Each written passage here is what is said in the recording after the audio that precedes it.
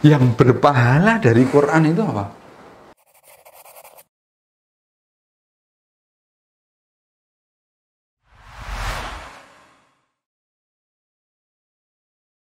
Assalamualaikum warahmatullahi wabarakatuh, sahabat sekalian. Alhamdulillah, ini momentum yang istimewa. Saya kedatangan teman saya, Dr. Ferry. Assalamualaikum. Waalaikumsalam. Tapi gini ya teman-teman, saya biar nyantai, ya saya mau abaikan lah. Pokoknya saya ini kangen gitu. Saya punya panggilan kesayangan. Saya kalau manggil Dr. Ferry, saya bilang ye gitu. Dr. Ferry kalau ketemu saya, ga gitu. Ya wow, kabari gimana? Alhamdulillah baik, Mas Ge. Kaget saya. Ya namanya jarang ketemu. Tiba-tiba kita bicarakan Quran. Tapi gini, saya juga pernah suatu kali ketemu orang yang tahu-tahu gitu ya, tahu-tahu dia itu ya menjadi ya ustadz gitu ya, dia tahu-tahu nggak ngira saya dia jadi salah satu pengurus dari sebuah pondok pesantren. Alhamdulillah. Gimana? Ya inilah mungkin kehendak Allah, Mas. Amin. Jadi ya sebenarnya udah lama cita-cita saya pengen mempelajari lebih dekat Quran. Ya, cuma ya memang banyak sekali hal-hal yang bikin kita menunda. Ya mudah-mudahan ini jalan saya. Amin. Untuk bertemu dengan sahabat saya, guru saya juga, beliau yang dulu ya mengajak ke jalan inilah. Mudah-mudahan kali ini saya juga lewat beliau. Amin. Dikasih Allah kemudahan mempelajari Al-Quran. Seminggu yang lalu kira-kira saya pernah baca kitab itu.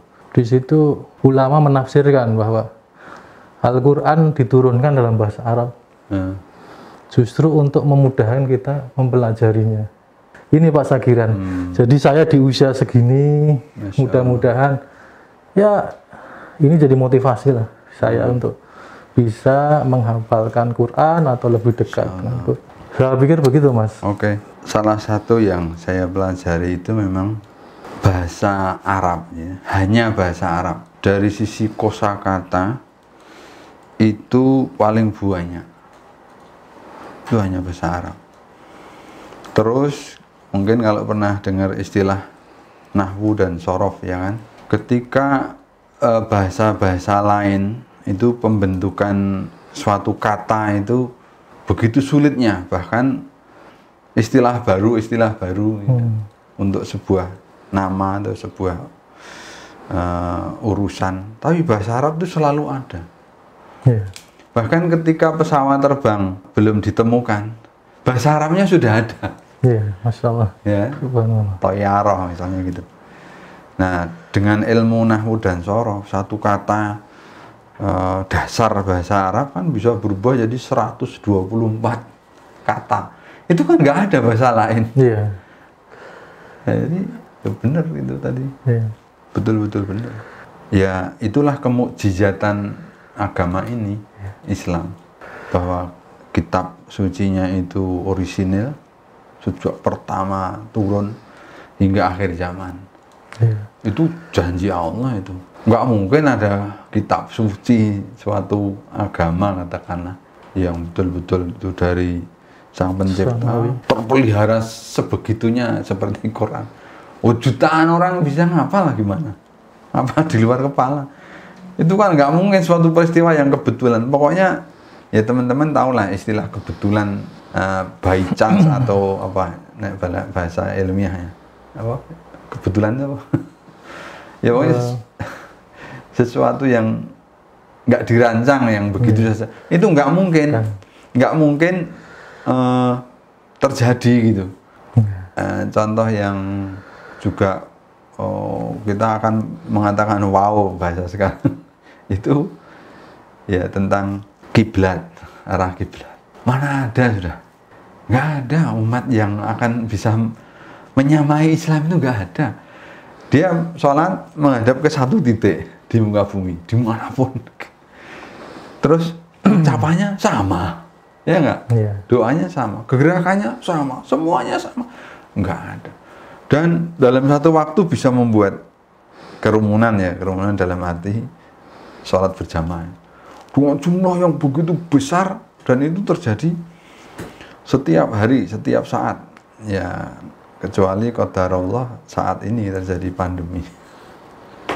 Tapi insya Allah ini juga ada sesuatu yang saya yakin disimpan sama Allah, mau ditunjukkan untuk menunjukkan maha besarnya Allah.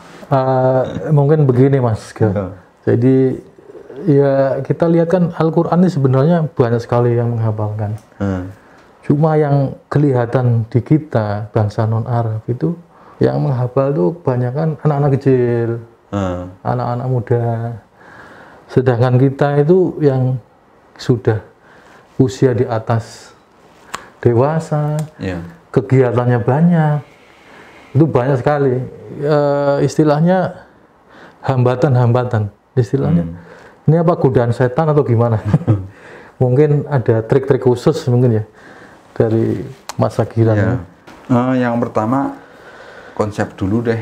Menurut terminologi syariah itu kan biasanya terminologi kebaikan, keburukan, pokoknya amal lah. Jadi perbuatan itu baik dan buruk. Itu lebih ditarik lagi pahala dan dosa. Kan gitu. Kebaikan yang paling gampang dilakukan oleh kita umat Islam ini, oleh seorang mukmin, yang paling gampang setiap waktu, setiap saat, ya apa? Ya ngomong tuh. Iya. Ngomong artinya lisan ini mengucap. Iya, lisan jalan. Ayo paling gampang tuh. Wong nek sedekah ndak nganggo duit. Iya. Untuk memberi apa harus pakai sesuatu. Mau harus misalnya nolong apa harus ini. Enggak pakai apa-apa. Apa itu? Ngomong. Lesan. Enteng juga. Enteng. Nah, saya bermula dari itu ya. Saya bermula dari itu. Jadi ya kalau dibilang tapak-tapak menghafal ya, tapak-tapak menghafal itu saya ingat betul ketika sejak saya sebetulnya masih naik motor ya, hari-hari naik motor. Naik motor yang paling menjemukan itu saat apa? Saat buru-buru lampunya merah. Iya. Jadi saat kita berkendaraan lah secara umum. Nek lampu merah itu kan manggal rasanya. Kenapa sih harus manggal gitu? Toh nanti juga hijau lampunya. Tapi orang harus ada mangkel gitu. Setelah itu juga kita punya periode belajar ya, artinya sekolah, menunggu ya, mau ketemu dosen, mau antri opo, di mana, mau naik pesawat, mau apa. Wih, ternyata banyak sekali waktu luang itu. Iya. Banyak sekali. Dan terus saya mikir, oh kenapa nggak jadi kebaikan? Waktu itu kita belum ada gadget ya. Jadi orang belum sibuk. Sekarang kan orang nyaris nggak ada waktu luang karena apa? Karena gadgetan. Nah, dari situ saya mikir, oh lah ya sudah. Satu huruf 10 kebaikan ya. Wah, yo ini sudah saya istilah Jawanya ndremimil aja. Nah, terus kenal sama Ustaz Yusuf Mansur yang punya gerakan ODOA, tahu ODOA? One day, one ayat itu loh. Iya. Lah ya sudah. Berarti setiap hari keluar dari rumah itu saya harus membawa ayat yang saya wirid gitu. Waktu itu ingat saya ketika ODOA mulai digelontorkan Ustaz Yusuf Mansur itu saya pas ngapal surat Ar-Rahman. Dan yang paling panjang itu kan di ayat ya ma'syaral jinni wal insi in istata'tum an tanfudu min aqtaris samawati wal ardi fanfudu la tanfuduna illa bisultan. Itu kan Ar-Rahman pendek-pendek tapi giliran sampai di situ kan panjang. Wah, itu sehari itu baca itu terus sambil apapun gitu. Benar ternyata bisa. Ya, ketika kemudian di ayat-ayat lain nggak peduli nggak panjang pendek ternyata memang bisa. Oke ya, jadi ketika kita sudah terkooptasi di pikiran, saya harus memperbanyak kebaikan, yang paling gampang apa? Ngocok. Wih, yang paling membuat. Diulang-ulang terus setiap keadaan, waktu luang. Cuma mungkin saya dan pemirsa mungkin ada sedikit masalah lagi nih. Nah, itu terminologi orang Yahudi atau setan ini. Jadi kayak sholat nih, jadi sholat, juga baca Quran. Ini bagi kita yang sudah gak terlalu sibuk dengan dunia istilahnya, tanda kutip. Kemudian yang senja, itu selalu aja eksternal. Godaan-godaan setan bisa tiba-tiba ingat, oh itu pancine isi murup, oh itu ingat terus, sehingga sholat maupun ngaji itu. Nah ini dulu sekali pada saat umroh, terus terang saya jadi ingat nih, Mas Sagiran ini bercerita ke saya, kalau pada saat mulai menghafal Quran atau ngaji itu, selalu datang godaan setan. Nah itu mungkin ya bisa diceritakan Mas, tentang trik-triknya. Wah, Masya Allah ya. Saya setelah kita lama nggak ketemu. Umroh 2014 kalau nggak salah. Iya betul. Ya karena saya ngapalnya 2000. Ya itu habis ngapal itu. Iya. Itu habis ngapal itu. Iya. Saya ingat betul, setiap habis subuh saya selalu ngobrol sama beliaunya ini tentang ya yang bermanfaat ya gini. Iya. Nah, kita lama nggak ketemu, tapi habis itu saya terus punya istilah baru. Kan kita itu kan sukanya setan itu kita posisikan sebagai musuh ya enggak? Itu ayatnya juga ada, yang setan itu musuh. Iya. Setelah selain diposisikan sebagai musuh, bawah sadar kita seakan-akan kita itu kalah lah, pokoknya dia lebih hebat lah. Loh kok ngono? Ya ngono aku. Kita harus lebih hebat kok. Tapi kenapa kita masih wah ini setan ini, wah ini digodoh. Loh kenapa? Enggak mau, saya enggak mau. Kita enggak boleh kalah. Ayatnya juga ada yang mengatakan inna kaidah syaitani kana dha'ifa. Pokoknya tipu daya setan itu lemah. Nah, terus di Ibrahim juga dikatakan nanti setan akan pidato kan? Iya, di neraka. Ya, di neraka. Innallaha wa'adakum wa'adal haq wa wa'adukum fa akhlaftukum ya. Fala talumuni walumu anfusakum ya. Kamu jangan ikut-ikut saya. Jangan salahan saya dong. Enggak, saya cuma bisiki kamu kok. Nah, berarti setan itu cuma bisik. Iya. Nah, terus saya gini.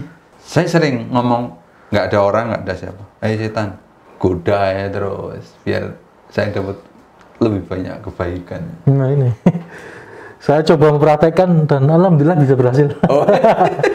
Mengikuti jejak Pak Sagiran ini. Ini sekali-kali kita dong yang goda. Ini hari-hari ini juga banyak. Contoh ya, ini teman-teman yang udah punya kelompok ODOJ ya, one day, one juice. Saya punya kendala karena saya lama jadi odojer, saya di kelompok ODOJ 180 ya. Mungkin teman-teman juga ngalami itu. Sampai saya bikin aplikasi tapi belum jadi sampai sekarang. Jadi kendalanya adalah ketika baca Quran, aduh sampai halaman berapa ya, terus sampai ayat berapa ya, kan bingung. Waduh, terus rasanya kayak gelo kayak. Wah padahal main kurang sidik, ketok ini kok, kan bingung. Ini setan. Oke? Terus saya bilang, hey setan, kamu goda ya tak ulangi dari depan. Saya bilang gitu. Tak goda betul setan. Kalau kamu nggak pergi, ya, kamu ganggu ingatan saya, tak ulangi. Jadi kan biasa toh sehari itu jatah juz berapa gitu. Sudah baca tadi misalnya habis subuh baca. Duh, ini mau baca lagi nih. Tadi sampai halaman berapa atau bingung, tak ulangi saya bilang. Saya sering begitu. Nah, habis itu udah enggak, ini kemarin muncul lagi. Ini tadi susah saya baca ini. Oh, nggak apa-apa. Kayak gitu. Terus juga ya misalnya soal tidur nih. Sama. Kita maunya cepat istirahat tapi pikirannya ruwet macam-macam.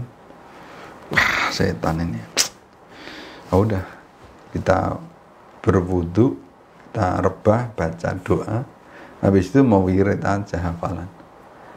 Saya bilang, kalau kamu terus memasukkan pikiran-pikiran yang ndak-ndak terus saya nggak bisa tidur, artinya saya sedang melafalkan hafalan saya. Ya, akhirnya ya selama ini begitu sudah siap tidur, wudu terus doa. Ya enggak terlalu lama. Saya sampai pengen ini ke kampus, saya pengen bikin sleeping clinic kan di Amerika kan katanya klinik tidur tuh ya toh. Yeah. Sampai dengan obat-obatan, dengan meditasi, dengan apa. Ngapain? Quran. Iya. Ya, mungkin itu trik tambahan ya Pak ya. Di samping kita mohon ke Allah, jauhkan dari godaan setan pada saat kita melawan kebaikan, sholat, terus ngaji dan lain sebagainya. Ya, alhamdulillah apa yang dilakukan Mas Sagiran ini saya coba, alhamdulillah ya berhasil. Yang biasanya lagi ngaji, kelingan, oh pekerjaan itu belum selesai, oh mobilnya belum dikunci. Ya ini bisa menambah kita energi kita biar lebih fokus. Alhamdulillah. Kita itu suka takut sama bayangan sendiri, tapi begitu kita melangkah, zat, oh ternyata bisa ya. Nah di sini saya jadi ingat filosofi balita ya. Kira-kira kalau balita itu mikirnya kayak kita, mungkin dia sampai sekarang nggak bisa jalan. Karena mikir bisa, kan nggak pernah mikir dia pokoknya misalnya mau jalan ya gabrus banget lagi. Anak-anak kan kayak gitu, nggak mikir panjang, pokoknya jalan. Nah, kita itu kebanyakan mikir malah. Akhirnya, wah kayaknya nggak mungkin. Nah, kalau udah bilang kayaknya nggak mungkin ya, mesti nggak mungkin juga. Nah, saya pulang daurah, saya terus terang minder sendiri. Dalam arti, iya ya. Terus kita ini gimana ya? Saya minder dalam arti, kan hafal Quran itu kan macam-macam ya. Ada yang ya seperti yang saya ikuti itu namanya hafal store, tapi ada yang hafal mutqin itu yang paling tinggi. Nah, ada yang hafal ujian dan seterusnya. Nah, tapi saya kemudian seakan-akan saya mengelompokkan gitu. Nah, mengelompokkan itu garis patoknya itu ada di sini, di orang awam zaman Nabi. Ya kepengen sajalah jadi orang awam, tapi orang awam zamannya Nabi. Seperti apa cirinya? Ya ternyata ODOJ itu. Jadi orang awam, orang kebanyakan di zamannya Nabi itu memang membaca Quran. Para sahabat lah maksudnya. Nah, tapi kan kepengennya meningkat. Nah, terus saya baca berbagai riwayat. Oh ternyata ya jangan cuma sekali, 2 kali, 3 kali, 4 kali. Nah sampailah. Nah terus terang ya, ini alhamdulillah, terima kasih kamu datang. Saya ini tasyakur betul ini. Ini adalah minggu keempat, persis baru minggu keempat. Jadi setelah pandemi kemarin, saya melejit, ya, meningkat dari ODOJ jadi OD2J, OD3J. Nah ini minggu keempat, di mana saya alhamdulillah sudah ada di alhamdulillah khatam 7 hari. Ya, tapi saya tetap bersama teman-teman yang di kelompok ODOJ. Nah kalau ODOJ kan biasanya laporan tuh kalau udah baca. Nah saya laporannya tetap saya bilang ke koordinatornya itu, maaf ya saya bukan apa-apa, saya tasyakur lah seperti ini. Waktu awal-awal COVID saya lapornya 2 juz terus timbah 3 juz. Terus sekarang saya lapornya alhamdulillah dengan khatam 7 hari itu, hari Jumat adalah hari raya betul karena khataman. Begitu setelah Jumatan itu mulai baca, terus Sabtu itu laporannya 5 juz. Karena pakai rumus Fahmi Bisaukin. Fahmi Bisaukin itu membaca Al-Fatihah sampai sebelum Al-Maidah. Memnya itu Maidah. Fami. Fatihah sampai sebelum Maidah. Jadi yang saya laporkan 5 juz. Terus nanti mi-nya itu MY ya. MY. Maidah sampai sebelum Yunus. Yunus itu surat ke-10. Berarti sebelum Yunus Taubah. Taubah. Ya. Jadi Maidah sampai Taubah dibaca. Itu 5 juz juga. Jadi Sabtu laporan 5 juz, Ahad laporan 5 juz. Nah, terus Senin sampai Kamis itu laporannya 4 juz semua. Genap sudah 30 juz. Jadi alhamdulillah itu. Ya. Jadi Fami, Yunus, Y-nya itu Yunus. Terus Masya Allah ini Fami loh, MY loh. Ya Allah. Mudah-mudahan. F ini Ferry. Ferry ya, Fami. F, Fatihah, Maidah, Yunus, Bisyauken. B-nya itu Bani Israel, surat Al-Isra. Terus Fami Bisyauken. Shin-nya itu Syu'ara. Ya. Syu'ara. Jadi setelah Yasin kan Syu'ara. Nah, terus Fami Bisyauken. Terus Wasofati Sofat. As-Sofat. Fami bi Syau wa Qin-nya itu Qaf. Jadi mulai Wasofat terus nanti Qaf. Qaf itu surat ke-50 sampai terakhir. 50 sampai terakhir itu namanya, kalau para ulama nyebut Al-Mufassalat, jadi surat-surat pendek. Ya. Itu sebetulnya rumusnya cuma 3, 5, 7, 9, 11, 13 loh itu. Iya. Fahmi bisa kan itu? Aku bener loh, nanti tak potret ya, tak kirimnya. Saya ketemu terakhir, kapan sih kita yang akhir-akhir itu? Saya potret, cuman belum tak kirim. Di surat Hud, ya. Kamu yang ngomong loh, innal hasanati yudhibinas sayyiati loh. Sesungguhnya kebaikan akan menutup keburukan. Ya sudah, kita butuh betul itu. Nah, kebaikan yang paling gampang kita perbuat ya baca Al-Quran tanpa modal, tanpa. Oh iya. Mungkin nggak kita yang sudah senja itu. Iya. Karena mungkin banyak ini Mas Sekiran di sekitar kita, mungkin ini aja mungkin belum, ya kan, belum tercapai. Ya, jadi ini problem juga nih menurut saya. Gini, saya kan tadi cerita dari dokter itu intinya apa tuh? Nah, omong iso tadi dokter itu kan nulis resep. Bisa nggak deh dibalik? Yang penting iso nulis resep, rasa tadi dokter apa iso ra? Maksud saya gini, jadi nek arep apal gitu terus ngopo tuh? Ya kita harus membiasakan baca terus mungkin. Makanya saya terus ketemu Ustadz siapa ya? Oh, Ustadz Fauzi di kampus. Beliau hafidz Quran, pernah menjuarai beberapa kali MHQ tingkat internasional. Ustadz, saya nanya Ustadz, sejak Ustadz kecil mulai ngafal sampai hari ini ya, itu kalau misalnya Ustadz ngitung Ustadz itu sudah khatam baca Quran berapa kali? Bahkan itu yang saya tanya itu. Nah, saya ini apa yang membedakan? Beliau disebut Al-Hafidz. Apa yang mau membedakan? Akhirnya tak tanya itu. Terus beliau ngitung, ketemunya waktu itu 600 kali. Nah, sekarang saya balik.